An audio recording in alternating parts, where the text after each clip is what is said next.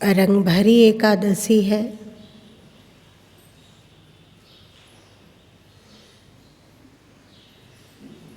कुछ पल के लिए आज प्रातः चिंतन हुआ था कि होली के पूर्व रंगभरी एकादशी मनाने का क्या औचित्य रहा होगा।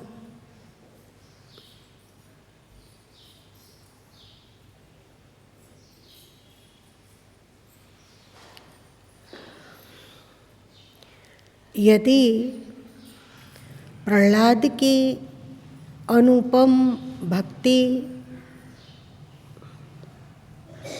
के साम्राज्य में हम सबको प्रवेश करना हो तो इस साम्राज्य का द्वार रंगभरी एकादशी है। रंगभरी एकादशी का महत्व वैसे तो अलग अलग शास्त्रों में अलग अलग तरीके का है।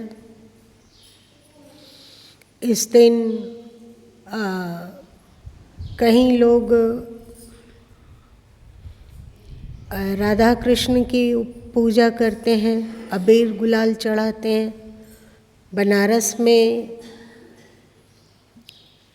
भगवान शंकर और माता पार्वती को रंग गुलाल चढ़ाते हैं और खुशी मनाते हैं।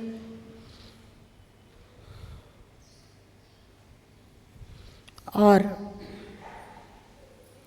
वैष्णव लोग आज के दिन भगवान नारायण और माता लक्ष्मी के सामने अबीर गुलाल चढ़ाते हैं और उनकी पूजा उपासना करते हैं। पर हम लोग क्या करें? एक साथ 3 मार्गों में नहीं जाया जा सकता है, तो हम लोग क्या करें? एक उपाय है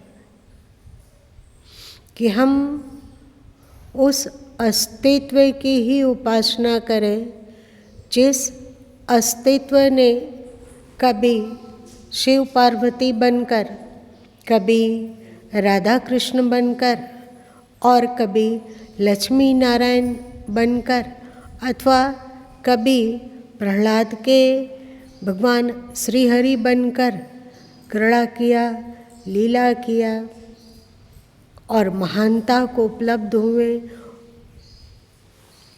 उस अस्तित्व की हम उपासना करें। जैसे पेड़ के जड़ों में जल देने से समस्त पौधे उस जल से लाभ लेते हैं और तृप्त होते हैं, तो यदि हम सब अपने चित्त को एकाग्र करके उस परम सत्ता की उपासना करें, उनका स्मरण करें जो भिन्न भिन्न समय में भिन्न भिन्न रूपों से प्रकट होकर धरती की रक्षा करते हैं, कभी भक्तों की रक्षा करते हैं, कभी ज्ञान विज्ञान बांटते हैं और कभी जीवन जीने की कला सिखलाते हैं।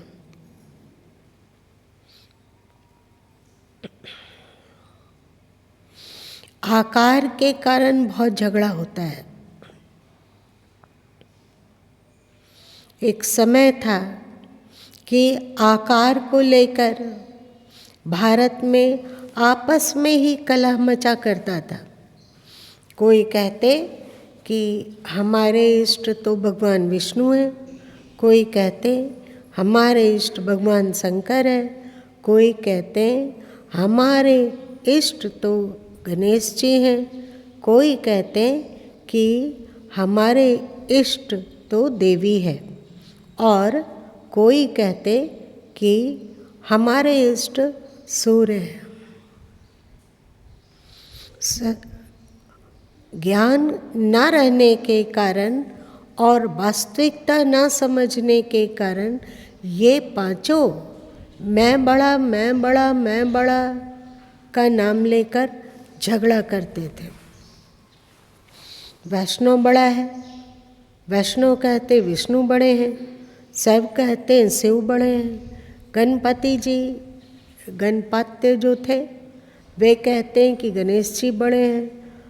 देवी भक्त कहते कि नहीं भाई, शक्ति ही सबसे बड़ी है। सूर्य उपासक कहते कि नहीं, सूर्य ही सबसे बड़े हैं। इसका कला होता तो वेद व्यास जी ने एक अनूठा मार्ग निकाला, अद्भुत, अकल्पनीय। शिव पुराण में उन्होंने शिव जी को ही सब कुछ कह दिया। विष्णु के नाम पर जो पुराण रचे गए हैं उसमें सब कुछ विष्णु को ही कह दिया गया। विष्णु पुराण में दिखलाया गया कि शिव जी विष्णु के भक्त हैं, और वैष्णव पुराण में दिखलाया गया कि शिव जी, वैष्णव पुराण में दिखलाया गया कि शिव जी विष्णु के भक्त हैं, और शिव पुराण में दिखलाया गया कि विष्णु जी शिव के भक्त हैं। शक्ति पुराण, देवी पुराण में कहा गया, देवी भागवत में कहा गया कि ब्रह्मा विष्णु शंकर सब देवी के भक्त हैं। इन्हीं से सब कुछ की उत्पत्ति होती है। विष्णु पुराण में कहा गया कि नहीं, सब के सब विष्णु के उपासक हैं और विष्णु से ही सारी सृष्टि का निर्माण हुआ। ऐसे ही अलग अलग इष्ट को मानने वाले अलग अलग बात बोलते थे। तो वेद व्यास जी ने क्या किया कि हर किसी को महत्वपूर्ण दिखाकर हर किसी को हर किसी का भक्त के रूप में दिखला दिया। ऐसा उन्होंने क्यों किया?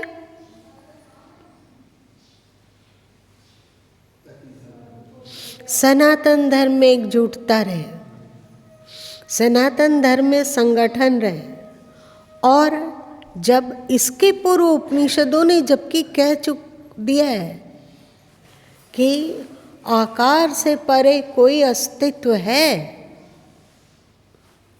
जो भिन्न भिन्न समय में भिन्न भिन्न रूप से धरती पे अपनी लीला किए, एक ही अस्तित्व का ये भिन्न रूप है, पर वह अस्तित्व इन भिन्न भिन्न रूपों से भी परे है। एकता की ही बात थी कि नहीं? एकता की बात है। यदि अस्तित्व की उपासना हो जाए, उसका नाम आप जो चाहे रख दो। आप उस अस्तित्व को विष्णु कहना चाहते हो तो विष्णु नाम रख दो। आप उस अस्तित्व को शिव नाम से पुकारना चाहते हो तो शिव नाम से पुकार सकते हो। गणपति, सूर्य, देवी और न मालूम जो मर्जी सो उस नाम से पुकार सकते हो, पर अस्तित्व से परिचित होना होगा। वो अस्तित्व सब आकारों में समाहित होता हुआ भी इन आकारों से बहुत परे है। यही तो गीता में कहा गया, यही उपनिषदें कहती है, और यही वेद व्यास जी अपने पुराणों में कहते हैं। और थोड़ा सूक्ष्म ज्ञान की चर्चा करनी उन्हें हुई कि ऐसा ना हो कि सबके सब पौराणिक कथा कहानियों में और आकारों तक ही अपने को समेट ले। इसलिए फिर उन्होंने ब्रह्मसूत्र भी कहा और ब्रह्मसूत्र का भी प्रचार किया। ब्रह्मसूत्र क्या है? ब्रह्मसूत्र में वो जो व्यापक सत्ता है, जिसे कि हम अस्तित्व कह रहे हैं, जिसे कि हम शिव पुकार रहे हैं, विष्णु पुकार रहे हैं, कृष्ण पुकार रहे हैं, अथवा कोई उसे अल्लाह कह रहा है, कोई उसे गॉड कह रहा है, कोई उसकी विशेष झलक ईसा मसीह में देखता है, कोई अलग अलग अपने अपने देवी देवताओं में देखते हैं, अलग अलग सब देश की बात है। इन सब को एकता के सूत्र में बांधता है ब्रह्मसूत्र का ज्ञान।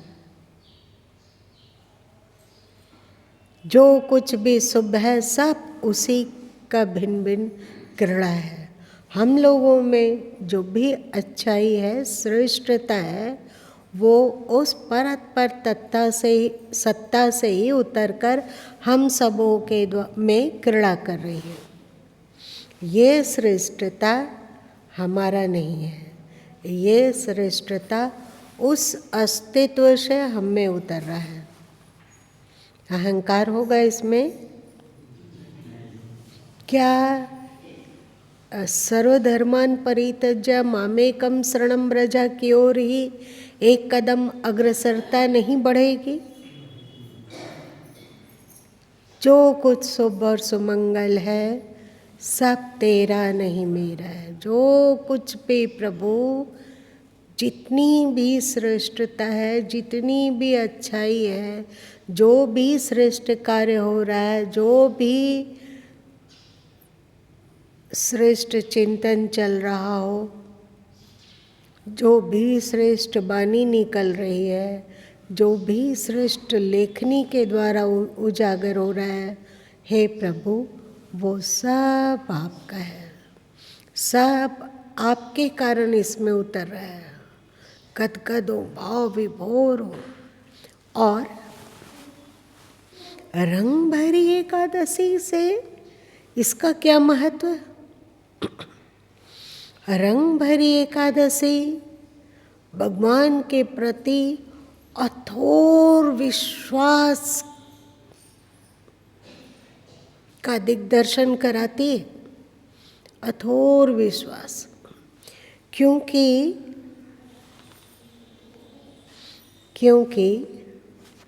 हिरण्यकशिपु प्रहलाद को भिन्न भिन्न तरीके से कष्ट देना बहुत दिन पहले से ही करने लगे हैं, देने लगे हैं ना कष्ट। कभी पहाड़ से फेंक देना, कभी समुद्र में फेंकवा देना, कभी उफनती नदी में फेंक देना, कभी विष देने का प्रयत्न करना। और जब ये एकादशी का दिन आया तो प्रहलाद के समर्थक जितने भी भक्तगण थे, वो चाहे किसी भी जाति में जन्म लिए हों, चाहे वे राक्षस कुल में जन्म लिए हों, चाहे वो देव कुल में जन्म लिए हों, चाहे वे मानव कुल में जन्म लिए हों, अथवा किसी में भी, वे सब मिलकर इस दिन रंग भरी एकादशी मनाए। पहले से ही गुलाल उड़ा लिए। उनको विश्वास है कि प्रहलाद जी जैसे इतने आफत से बचते गए, जो भी आफत आएगा उससे भी वे इसी तरह बच जाएंगे। विश्वास। अभी तक तो प्रहलाद जी सुरक्षित हैं, ये तो दिख रहा है, पर आगे भी सुरक्षित रहेंगे ये कल्पना हमें हो सकती है क्या? अभी हम ही लोग अपने जीवन को ही देख लीजिए।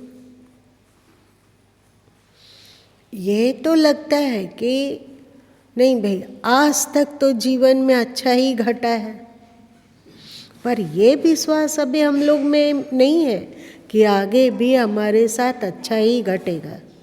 है विश्वास? सच सच अपने दिल को टटोल के देख लीजिए। नहीं है। हम लोग डरते हैं कि पता नहीं कल क्या होगा। नहीं डरते हैं, सबके अंदर में डर है कि पता नहीं कल क्या होगा, कल हमारी रक्षा होगी कि हम फना होंगे, पता नहीं किस अवस्था में हम होंगे, अथवा हमारा परिवार किस अवस्था में होगा। डर लगता है। एक अनजाने भय से हम लोग विचलित रहते हैं। अनजाना भय, कहीं भी मृत्यु घटित हो सकती है, कहीं भी एक्सीडेंट हो सकता है, कभी भी धन छीन सकता है, कभी भी हमारा अपने परिवार से बिछुड़ना हो सकता है। डर रहता है क्योंकि हम लोगों में विश्वास नहीं है। ये रंग भरी एकादशी ऐसा नहीं है कि होली शुरू हो चुका था। आप समझिए, होली के 4 दिन के पूर्व जबकि होलिका जल गई और एक बहुत बड़े आफत से वे बच गए, ये घटना भी घटी नहीं है। होली त्यौहार का भी प्रचलन हुआ नहीं है, समझिए। होली के त्यौहार का भी प्रचलन नहीं हुआ है। अभी होली भविष्य के गर्भ में छुपी हुई है। इसकी कल्पना भी नहीं की जा सकती कि 4 दिन के बाद फिर से अबीर गुलाल उड़ेगा। इसकी कल्पना नहीं की जा सकती। लेकिन जितने भी भगवत विश्वासी गण थे, जब एकादशी का व्रत आया, क्योंकि एकादशी का व्रत बहुत प्राचीनतम परंपरा है। एकादशी का अर्थ होता है 10 इंद्रियां और एक मन को कंट्रोल करने का, मतलब संयमित करने का, अपने वश में करने का एक संकल्प। एकादशी का दिन है आज, है ना। मतलब आज एकादशी तिथि है हिंदू के अनुसार, हिंदू कैलेंडर के अनुसार एकादशी की तिथि है। तो एकादशी के दिन वे लोगों का उन्नत विचार, उन्नत दिमाग, कौन लोग?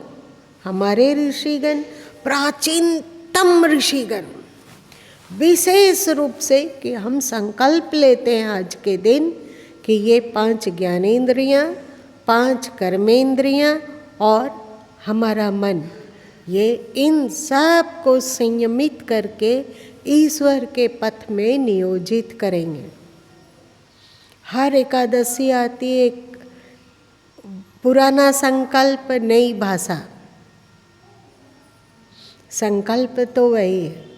इसीलिए आप लोगों को कहा जाता है, एकादशी के दिन कहा जाता है ना कि आप अपने जीभ पर कंट्रोल करें।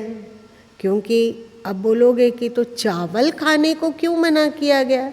लोग जोड़ते हैं कि चंद्रमा और ये और वो की बात, लेकिन आप जब वेदों को पढ़ेंगे तो बहुत काल तक गेहूं इत्यादि का नहीं हुआ था आविष्कार कि गेहूं बोया जा सकता है, पर लोग चावल खाते थे और चावल उनके लिए बहुत प्रिय था, प्रिय भोजन में से एक था। समझ रहे हो? तो हुआ कि सबसे प्रिय अभी भोजन में तो हम लोग का चावल है, तो आज के दिन हम चावल का त्याग करते हैं। ईश्वर के लिए तो, परमात्मा के लिए तो बड़ी से बड़ी चीज भी त्याग की जाती है। तो हे प्रभु, आज के दिन हम अपना जो सबसे प्रिय भोजन है उसमें से चावल को हटाते हैं। और फिर प्रिय है इंद्रियों का मनमानापन, हम लोगों को प्रिय है कि नहीं? है कि नहीं? और मन का मनमानापन, मन का अपने दिशा में उड़ना, ये भी हम लोगों को अच्छा लगता है, लगता है ना। इस दिन दूसरा कदम हम उठाएं कि नहीं भाई, हम संकल्प लेते हैं कि इन एकादश इंद्रियों को ईश्वर के मार्ग में ही नियोजित करेंगे, सत्य के मार्ग में ही नियोजित करेंगे। ये प्रचलन, ये प्रथा कब से है पता नहीं, क्योंकि प्रहलाद जी का जन्म सतयुग में हुआ है। उस समय भी एकादशी का प्रचलन रहा, तभी तो रंगभरी एकादशी लोग मना पाए। उस समय भी एकादशी का प्रचलन था। इस प्रचलन को लोग बाद में चाहे जो नाम दे दे, कि जो कथा कह दें, क्योंकि हमारे ऋषियों को कुछ भी कहना हो तो वे किसी कथा का प्रीति कर लेप में लपेट कर उसको देते हैं। एक कथा, कोई भी कथा, उसके माध्यम से वे उपदेश करते हैं। इसमें बताया गया कि मूर नामक राक्षस था। भगवान विष्णु और मूर का आपस में बहुत दिन से झगड़ा चल रहा था। एक बार दोनों आपस में भिड़ गए, दोनों में रात दिन युद्ध होने लगा। युद्ध से असुर भी थक कर, मूर भी थक कर चूर चूर था और विष्णु जी भी थक गए थे। तो वे एकांत गुफा में जाकर अपने ध्यानस्थ हो गए। भगवान विष्णु ध्यानस्थ हो गए और अपने एकादश इंद्रियों से परे होकर बिल्कुल आत्म विश्रांति में डूब गए। उनको ढूंढता ढूंढता मूर आया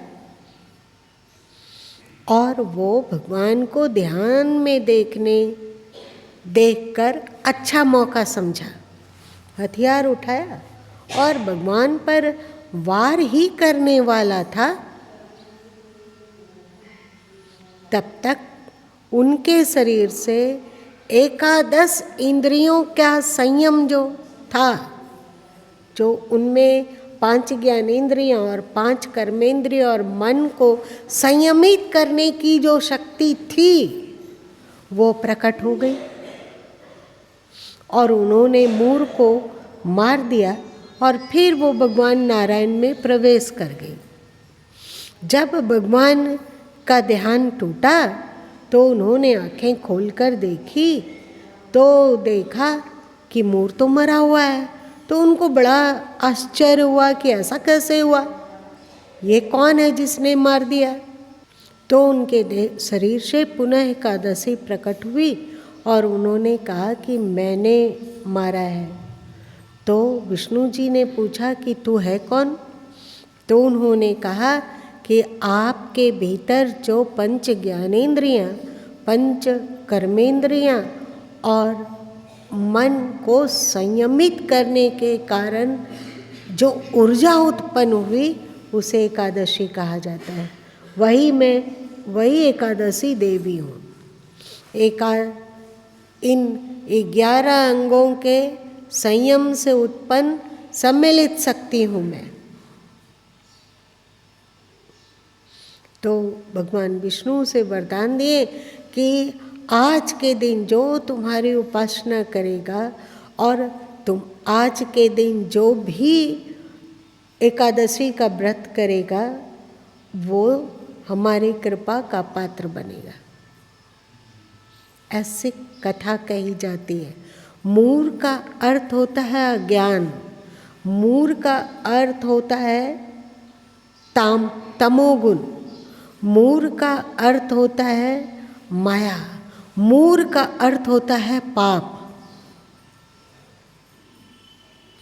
तो पाप हम लोगों पर हमेशा हावी होना चाहता है। बेवहियात का सिद्धांत और अश्रेष्ठ में घसीटने वाला मन, लालच हम लोगों को हमेशा विकल बनाता है। इससे हम लोग एकदम युद्ध करते हैं।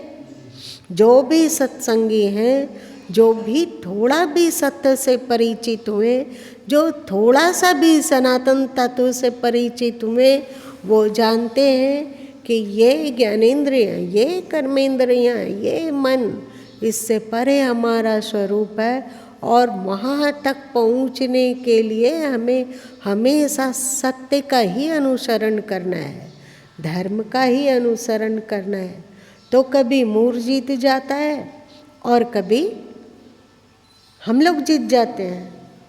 मतलब कभी ये पाप, ये अज्ञान, ये बेवकूफ़ी, ये चंचलता, कुसंयम, अश्रेष्ठता की ओर अग्रसरता इत्यादि जीत जाती है और कभी हम लोग जीत जाते हैं। लेकिन एकादशी का व्रत आता है तो हम लोग बिल्कुल संकल्प करते हैं। तुम चाहे कितना भी हमें पराजित किए हो पहले, लेकिन हम संकल्प लेते हैं कि 5 ज्ञानेंद्रियाँ, 5 कर्मेंद्रियाँ और मन पर हम विजय प्राप्त करेंगे। इसे ऐसा नहीं कि इंद्रियों को तोड़ मड़ोड़ देना है, आंखें फोड़ लेनी है, कान को बहरा कर लेना है, जीभ को काट देनी है, ऐसा नहीं।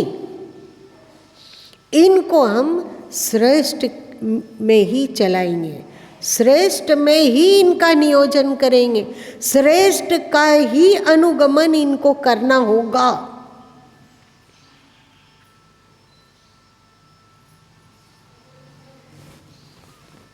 और इस दिन परमात्मा की उपासना करते हैं कि हे परमात्मन, हमें इसकी आप शक्ति दो, क्योंकि शक्ति हम लोग कहाँ से लाएंगे बताइए? नहीं है हम लोगों में ताकत। तो हम परमात्मा की उपासना करते हैं कि हे प्रभु हमें शक्ति दो। और साथ साथ में इधर प्रयत्न भी रहता है कि हमारा ये एकादश इंद्रियां श्रेष्ठ के ही मार्ग में अनुगमन करें। और जब ऐसा होता है, श्रेष्ठ मार्ग में हम कुछ दिन भी इनका संचालन कर पाते हैं, तो हम लोगों के जीवन में तेज पैदा होता है। हम लोगों के ही जीवन से एक तेज पैदा होता है। अभी भले ही हम जबरदस्ती कर रहे हैं, भले ही हम जबरदस्ती श्रेष्ठ कम की मार्ग की ओर मन और इंद्रियों को धक्का दे देकर चला रहे हैं, मन इंद्रियां मचलती है अभी, लेकिन जबरदस्ती इसे श्रेष्ठ की ओर धकेलते धकेलते इसे श्रेष्ठ का स्वाद मिलने लग जाता है। होता है श्रेष्ठ का स्वाद। अभी ये सब गुरु माँ कैसे जान रहे हैं, गायों को कभी कभी जाते हैं तो देखते हैं, जो गायें बचपन से कोई चीज़ नहीं खाई होती है उसको एकदम वो खाना ही नहीं चाहती है, लेकिन अगर उसके जीभ में कभी रगड़ दिया जाए कि देखो, एक बार टेस्ट ले लेती है कि नहीं ये तो बड़ा अच्छा है। उसके बाद फिर उस चीज़ को देखते के साथ स्वयं ही लपकने लग जाती है, उसे लेने की कोशिश करने लग जाती है। स्वाद का चाट बैठ गया ना उसे। बच्चों का आप लोग पालन किए होंगे, छोटे बच्चे बहुत चीज़ नहीं खाते हैं। एक बच्चा था जो किसी तरह का मिठाई नहीं खाता था, सफ़ेद रसगुल्ला हो तो भी नहीं। तो वो लोग गुरु माँ के पास आए, गुरु माँ ने कहा कि एक टुकड़ी तोड़ के उसके मुंह में रख तो दो, वो शुरू में वाह वाह करेगा, लेकिन उसको कोशिश करना कि एक बार वो रस ले ले। उसके बाद तो बच्चा अभी जहाँ भी सफ़ेद मिठाई देखता है एकदम ललक जाता है।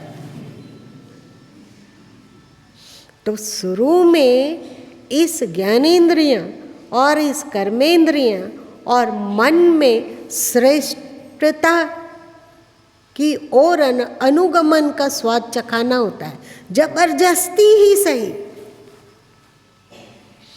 फिर तो स्वाभाविक ही मन नहीं जाता है, अश्रेष्ठ की ओर मन जाता ही नहीं, क्योंकि उसे श्रेष्ठता का स्वाद मिल गया है। पांचों ज्ञानेंद्रियां अश्रेष्ठता की ओर जाती ही नहीं है। उसे यदि धक्का देकर भी दिखाओ तो वहीं समाधिस्थ हो जाती है। कर्मेंद्रिय को धक्का देकर भी अश्रेष्ठ मार्ग की ओर धकेलो तो वहीं समाधिस्थ हो जाती है, जा ही नहीं पाती है।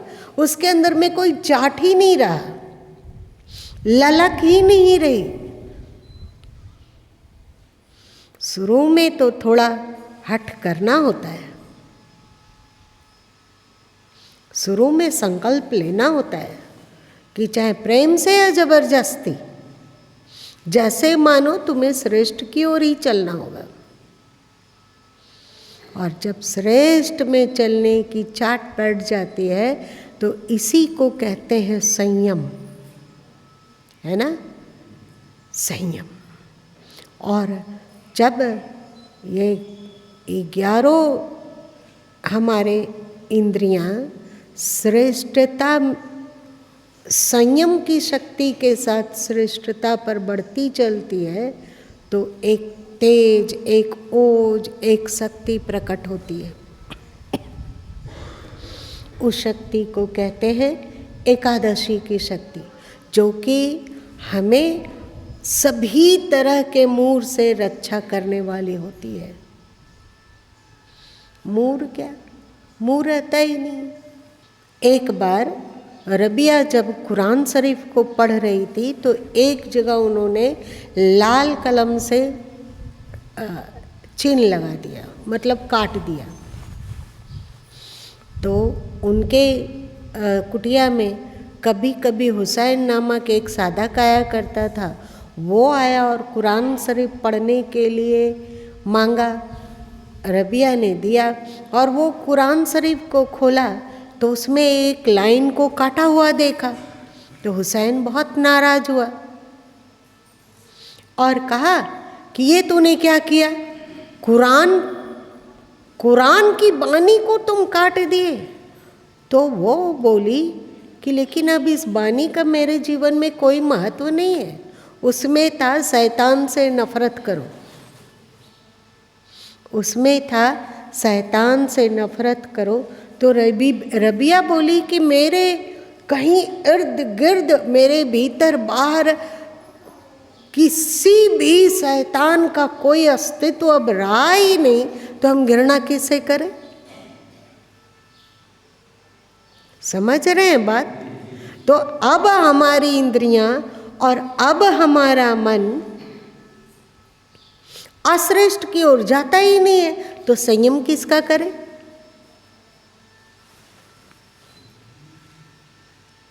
संयम धर्म है, पर संयम किसका करें?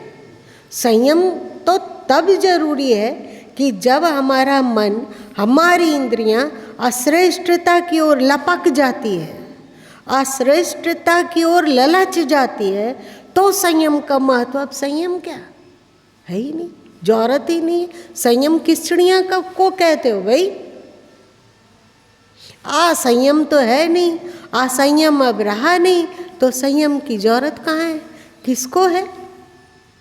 हम लोग के लिए संयम शब्द रहता ही नहीं है। तो बस एक एकादशी शक्ति होती है, एकादशी शक्ति, जो हमारे पास तक भी को संयम को फटकने नहीं देती है। मूर राक्षस को फटकने नहीं देती है। हमें कुछ नहीं करना होता है, ये एकादशी की शक्ति स्वयं ही उसका पत्ता साफ करते रहती है अपने आप, बिना किए। जैसे विष्णु जी ने मूर को नहीं मारा, उनके भीतर जो एकादशी थी, एकादशी शक्ति थी, उसने मारा। कितना अलंकारिक भाषा में तुम लोगों को उपदेश दिया गया, समझ रहे हो? तो खैर, परम विश्वास और निष्ठा से भरे भक्तगण पहले ही अबीर गुलाल उड़ा लिए, रंग भरी एकादशी मना लिए, भगवान के समक्ष ये गुलाल और अबीर को चढ़ा लिए और ढटक कर विश्वास के साथ भरकर हो हल्ला मचाएं, आनंद मचाएं, नाचे गाएं कि कुछ भी हो जाए, कुछ भी हो जाए, प्रहलाद की रक्षा होगी ही होगी। और उनका ये विश्वास सही था कि नहीं? तो आज की रंग भरी एकादशी हम सबको श्रेष्ठता पर निष्ठा, सत्य पर विश्वास और अपने भीतर एकादशी शक्ति की पावरफुलता पर निष्ठा का संदेश देता है। क्या कहते हो तुम लोग?